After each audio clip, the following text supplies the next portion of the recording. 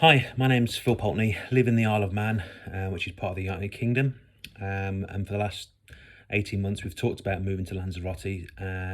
Basically making this video to try and help other people sort of try to understand the ins and outs of trying to get there.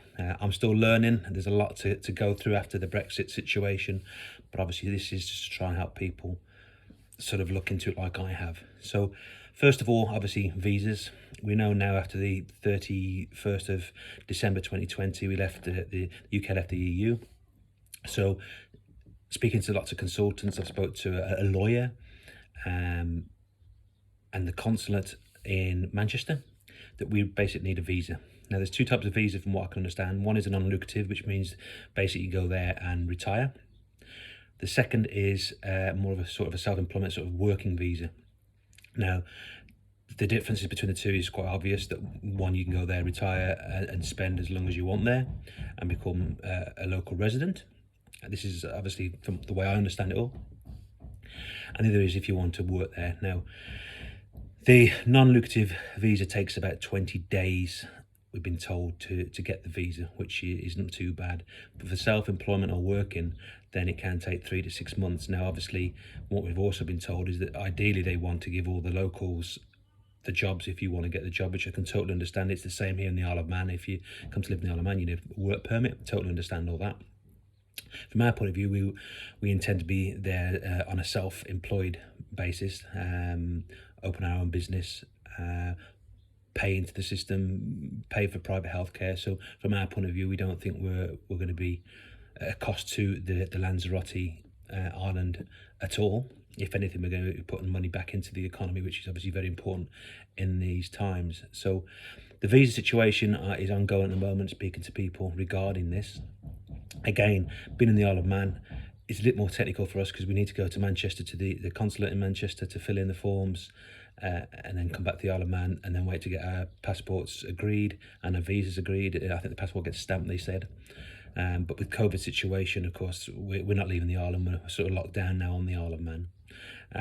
So it's delayed our process of actually making the move. Obviously, the other thing is that you can still go to Lanzarote for 90 days at a time, with a maximum of 180 days in 1 year. And again, this is from what I've been told from other people. That's not something we're looking into, but again, it's not ideal for people with holiday homes out there that want to spend a longer time there. And I know there's a lot of uproar over this. And again, to me, it's silly because people be in there in the holiday homes spending money in local bars, restaurants, etc. So it's a daft situation. I think that will change when they realise the situation. But Brexit, unfortunately, to me, they've had plenty of time to sort all these rules and regulations out, and it's taken a lot longer than what I expect them to say. I thought it'd come 1st of Jan, they'd have it, in place, everything that they need to. Secondly, obviously, we've got to look at where we're going to live, what part of the island we want to move into. Again, that's been a bit of a change. Playa Blanca was our original choice, but because the kids, we took thinking about putting them into a private school, the English school, that's in Porto de Carmen. So we've changed our sort of views on where we want to live. Do we want to travel each day half an hour with the kids to go from Playa Blanca to the school? Not ideally. It's not something that I want to do every morning, drive 30 minutes there and back. I know it sounds nothing, but if we can even play Porto de Carmen, we quite like Porto de Carmen. We've tried all the different places on the island. We've done our research into areas. One thing it does stipulate on the visa that you have to stay in that same property when the address you put onto your visa for 12 months. That makes it a little bit more technical because I can't say exactly where we are going to go until I know what sort of date we're going, and then I can look for a property. Ideally, we want to rent for 12 months, giving us time to look for a house once we get there, and not buy a house from pictures. No, I wouldn't do that, full stop.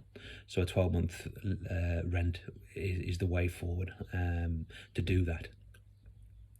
Private school, again, we've got all the information, been speaking to them regarding that. My children are 10 and 11, so we're still undecided whether to put them into an English school or a Spanish-speaking school. They want to go to an English school, and to be fair, I would, because my Spanish is not good, even though we are all sort of trying to learn the language. I find that will be a benefit and important anyway. Kids will pick it up a lot quicker than the adults will. So it looks like it's the school in Porto de Carmen for the private school that's there for the English. Health insurance, another thing we've been looking into. It's quite expensive actually. Roughly about £2,500 for the family of four for us for 12 months. That just covers everything. They talk about co-payments, which I've learned about. It's basically like an excess you get on insurance. Again, if you get a policy that covers everything, you know you're not going to get a bill to just go and see a doctor, etc. So that's something we've got to do. But that comes back to the point that I'm not putting any money out of the system of Lanzarote. It's going to be a private insurance policy. Other one is driving licenses. Driving licenses, I think you can give me a better answer than great, because people say you're going to have to take a test. Some say just get the international driving license. You can change your English one when you're there. Again, a bit of confusion on that. And even a lawyer I spoke to was unsure. So, you know, it's an ever-changing situation. I think in the next 6 months things may become a bit more clearer.